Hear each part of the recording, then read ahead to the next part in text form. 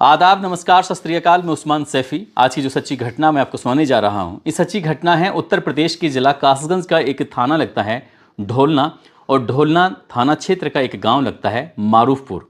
दरअसल मारूफपुर रोड पर railway line के पास में एक लाश पड़ी हुई थी। महिला की लाश बताई जाती है लगभग 35 साल के आसपास। जैसे ही पुलिस को सूचना मिलती है तो सर्किल ऑफिसर आंचल चौहान, एसएचओ ढोलना गोविंद बल्लभ शर्मा, सर्विलांस प्रभारी प्रेमपाल सिंह, साथ ही एसओजी प्रभारी विनय शर्मा, ये भारी पुलिस बल के साथ मौके पर पहुंच जाते हैं।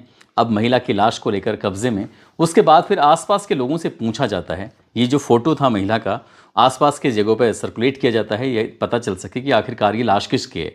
2-3 दिन का समय बीत जाता है, लेकिन किसी ने भी आकर ना कोई दावेदारी की। और जितने भी आसपास के जनपदों के थाने होते हैं, वहाँ पर गुमशुदा महिलाओं के बारे में जानकारी जुटाई जाती है, तो किसी ने वहाँ भी कोई जानकारी नहीं दी।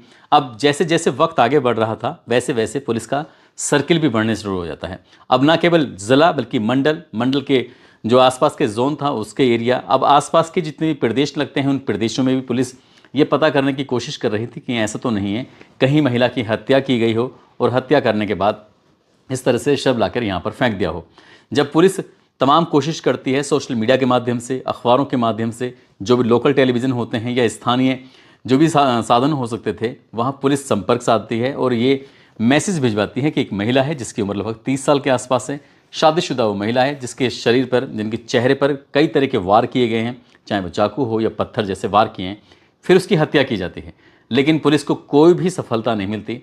आखिरकार लगभग 17 या 18 दिन बीत जाने के बाद 5 दिसंबर 2024 का ये वाकया है। एक व्यक्ति जो कि उत्तराखंड प्रदेश के ज़िला उधम सिंह नगर का एक इलाका है रुद्रपुर, और रुद्रपुर की ही एक कॉलोनी लगती है आदर्श नगर कॉलोनी का रहने वाला एक व्यक्ति जिसका नाम राजकुमार होता है। राजकुमार को ये सूचना मिलती है उसकी बेटी कई दिनों से लापता थी। राजकुमार अपनी बेटी को लेकर आसपास के थाने, आसपास के ज़िले, आसपास के प्रदेश, जगह जगह जहाँ जहाँ से भी सूचना मिल रही थी वहाँ वहाँ पहुँच रहा था। वो यूपी के संभल में पहुंच जाता है। वहाँ भी कोई महिला की लाश मिलती है। जाकर उस महिला की शिनाख्त करने की कोशिश कर रहा था, लेकिन पता चलता है कि वो उसकी बेटी नहीं है। तभी संभल की पुलिस से ये पता चलता है कि आपको कासगंज भी जाना चाहिए। कासगंज में भी पुलिस को एक 19 नवंबर 2024 को एक लाश मिली थी, आपको वहाँ जाकर पता करना चाहिए। जैसे ही उच्च अधिकारियों के पास हो जाता है, जो सर्किल ऑफिसर आंचल चौहान होती हैं, वो इस व्यक्ति को उस लाश के बारे जो फोटोग्राफ्स थे, जो भी वहाँ से सामान मिला था, दिखाया जाता है। वो कहता है कि ये तो मेरी ही बेटी है। उसकी बेटी का नाम होता है बबीता, जिसकी उम्र लगभग 35 साल के आसपास होती है। जैसे वो बबीता को देखता है, बबीता के उन फोटो को देखने के बाद रोने लगता है, बिलखने लगता है, क्योंकि पुलिस किसी भी बॉडी का पोस्टमार्टम कराने के बाद 72 घंटे तक ही इंतज़ार करती है। 72 घंटे के बाद उसका अंतिम संस्कार करा दिया जाता है। यदि ये पता चल जाता है वो मुस्लिम है तो मुस्लिम रीति रिवाज के हिसाब से, या अन्य किसी धर्म का है तो अन्य धर्म के हिसाब से उसका अंतिम संस्कार करा दिया जाता है। आखिरकार जब राजकुमार ने अपनी बेटी के बारे में सुना कि उसकी हत्या कर दी गई है, तब वो परेशान हो जाता है। एक ही सवाल पूछता है कि इसकी 2 बेटियां भी हैं, वो बेटी कहाँ हैं? क्या आपने उनकी बेटियों को देखा है? जब बात पुलिस से बेटी की आती है, इस घटना को 18 दिन से ज़्यादा का समय बीत चुका था। अब बेटी कहाँ है, यही पुलिस के लिए एक बड़ा सवाल था। एक बेटी का नाम मनन्या होता है, दूसरे का नाम अनन्या होता है। मनन्या 11 साल की होती है और अनन्या 7 साल की होती है। अब यहाँ पर इस महिला का जो मोबाइल होता है, इस मोबाइल के आधार पर पता चलता है कि एक व्यक्ति है जिसके इस संपर्क में थी। उस व्यक्ति का नाम होता है अभिषेक भारद्वाज, जो कि कासगंज जिले का एक थाना लगता है सहावर, और सहावर थाना क्षेत्र का एक नई बस्ती इलाका है, वहाँ का वो रहने वाला होता है। अब पुलिस को उसकी तलाश शुरू हो जाती है। जैसे ही पुलिस उसकी तलाश कर रही थी तो उससे पहले उसकी एक महिला मित्र होती है, इसका नाम मुस्कान पुत्री सरफराज, शांतिपुरी कॉलोनी कासगंज, यहाँ के रहने वाली महिला होती है। पुलिस ने इन दोनों को किसी भी तरकीब से तलाश किया। तलाश करने के बाद उन्हें हिरासत में लिया। उनसे जब पूछताछ करने वाली बात सामने आती है, तब पता चलता है कि जो बबीता जिसकी लाश मिली थी, जिसकी 2 बेटियां भी गायब हैं, उनके बारे में अभी ना घर वालों को पता है ना पुलिस वालों को पता है, और इन दोनों को पता है, चाहे वो अभिषेक हो या अभिषेक की प्रेमिका मुस्कान हो। आखिरकार बबीता के बारे में जानकारी जुटाई जाती है तो बबीता उत्तराखंड के उधम सिंह नगर जिले के रुद्रपुर की वो रहने वाली होती है। उसकी पहली शादी 12 साल पहले एक अमरोहा का रहने वाले प्रमोद नाम के व्यक्ति से होती है। प्रमोद नाम व्यक्ति से उसको 2 बेटियां पैदा होती हैं। एक का नाम अनन्या रखा जाता है, एक का नाम मनन्या रखा जाता है। उसके बाद वो कुछ दिन अपने पति के साथ रहती है और पति से किसी बात पर विवाद हो जाता है।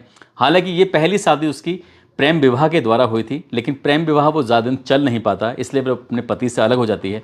उसके बाद उसकी फिर दूसरी शादी होती है। दूसरी शादी होने के बाद भी वो अपने पति के साथ ज़्यादा दिन तक रुक नहीं पाती। इस बबीता ने अपने उस उत्तराखंड से सीधा दिल्ली की तरफ रुख किया और दिल्ली की तरफ रुख करने के बाद अपनी दोनों बेटियों के साथ दिल्ली में वो रहने लगती हैं। वहाँ उसे काम मिल जाता है और जब काम मिलता है तो उसको अच्छी खासी इनकम भी शुरू हो जाती है। साल 2020-21 के आसपास की ये बात है। वो सोशल मीडिया पर बहुत ज़्यादा एक्टिव रहती थी बबीता। जब एक्टिव रहती थी तो इसी एक्टिव रहने के दौरान ही उसकी मुलाकात उस फेसबुक के माध्यम से अभिषेक भारद्वाज से होती है, जो कि कासगंज ज़िले का एक थाना सहावर लगता है, वहाँ की नई बस्ती का रहने वाला। अभिषेक से बातचीत हो जाती है। बातचीत कब दोस्ती बदल जाती है, दोस्ती प्यार में बदल जाती है। और जब इन्हें प्यार होता है तो उसके बाद वो महिला कहती है कि उसको 2 बेटियां हैं और उसकी शादी हो चुकी थी, तलाक हो चुका था। अगर तुम्हें कोई ऐतराज़ ना हो तो भी शादी करेंगे। अभिषेक कहता है मुझे कोई ऐतराज़ नहीं है और दिल्ली के आर्य समाज मंदिर में जाते हैं, दोनों शादी कर लेते हैं। जैसे ही शादी होती है, शादी के बाद इनकी ज़िंदगी बिल्कुल ठीक ठाक चल रही थी, 1-2 साल बड़े अच्छे से गुजर रहे थे। लेकिन इसी बीच में अभिषेक को अपने ही इलाके जिला कासगंज की रहने वाली मुस्कान नाम की एक लड़की से मोहब्बत हो जाती है। वो उसके मोहब्बत के चक्कर में आता है, प्यार होता है, उसके साथ वो अवैध संबंध, शारीरिक संबंध जो भी बनाते हैं। इसके बाद वो दोनों एक दूसरे के बहुत करीब आने लगते हैं और वो अपनी पत्नी से दूर रहने लगता है। जब पत्नी बबीता को इस बात का पता चलता है तो बार बार वो अभिषेक को समझाया करती थी कि तुम्हारा ध्यान घर में कम और बाहर ज़्यादा लगता है। हालांकि इस बीच में बबीता ने जो पैसे कमाए थे, पैसे कमाने के बाद उसको ब्रेजा कार भी गिफ्ट करी थी।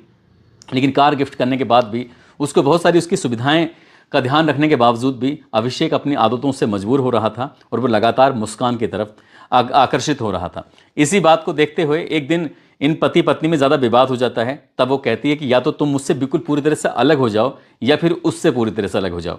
जब ये बात आती है तब मुस्कान कहती है कि क्यों ना एक बार हम मीटिंग कर लें, बातचीत कर लेते हैं और बातचीत के बाद जो भी मसले का हल होगा, हल निकाल लेते हैं। अब यहाँ 18 नवंबर 2024 को दिल्ली से बबीता को सीधा बुलाया जाता है सहावर, जो कि कासगंज ज़िले में लगता है, वहाँ बुलाया जाता है। वो अपनी दोनों बेटियों के साथ, अनन्या और मनन्या के साथ वहाँ पर पहुँच जाती है। यहाँ से सीधा मारूफपुर गांव पहुँचते हैं और मारूफपुर गांव जाने से पहले वो उन दोनों बेटी जो होती हैं वो किसी परिचित के यहाँ मुस्कान छुड़वा देती है, कहेगी तुम उनका वहाँ पर ख्याल रखना, हम लोग आपस में बैठ के बातचीत करते हैं। जैसे तीनों यानी कि अभिषेक, बबीता और मुस्कान तीनों आपस में बातचीत कर रहे थे, इसी बीच में मौका पाते हैं और कोई भारी वस्तु इस बबीता के सर में मार दी जाती है। जब सर में मार दी जाती है तो दोनों मिलकर फिर उसकी हत्या कर देते हैं।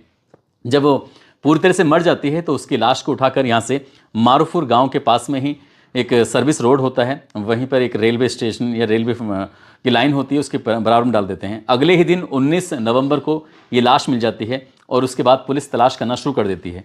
पुलिस वाले पूछते हैं कि दोनों बेटियों का क्या हुआ। जब बात दोनों बेटियों की आती है तो वो कहते हैं कि अगले ही दिन यानी कि ये 22 नवंबर 2024 की बात है, दोनों बेटियों को घुमाने के बहाने की आवत में सैर कराते हैं और सैर कराने के बहाने वो ले जाते हैं।